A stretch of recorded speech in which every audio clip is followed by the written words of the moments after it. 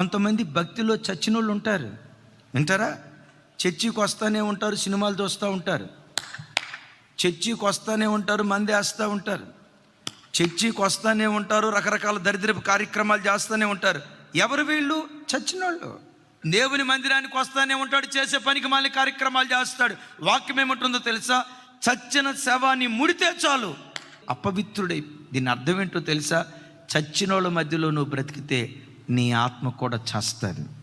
ఓ తమ్ముడు బాప్తిస్మం తీసుకొని గతంలో ఎవరితోనైతే స్నేహం చేసేవాడు ఈ మందు బాబులతో తిరుగుతున్నాడు. తమ్ముడా, ఏం తమ్ముడా అన్నాను.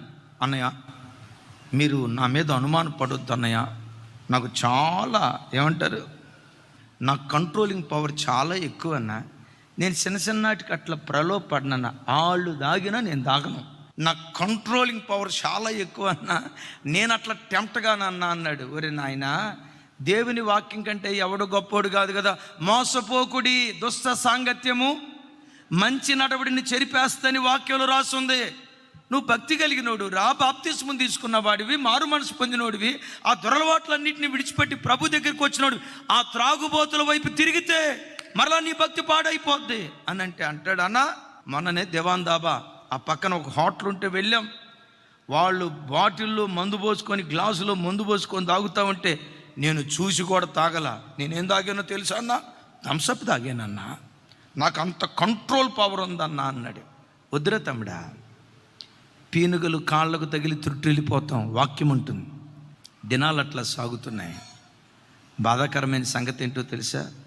మరలా తాగుడు వ్యసనానికి ఈ వ్యక్తి వెళ్ళిపోయి బాప్తిస్మం పొందక మునుపు ఎంత తాగేవాడో బాప్తిస్మం తీసుకొని త్రుట్టిలిన తర్వాత అంతకంటే ఎక్కువ తాగటం ప్రారంభించాడు.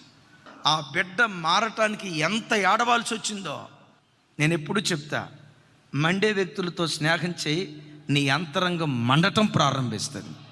వెలిగే వ్యక్తులతో స్నేహం చేయి, నీ అంతరంగం వెలగటం ప్రారంభిస్తుంది. ప్రార్థించే ప్రార్థనాపరులతో స్నేహం చేయి, నీ ఆత్మదీపం కూడా ప్రార్థన కొరకు రగల్చబట్టానికి దేవుడు కృప చూపిస్తాడు.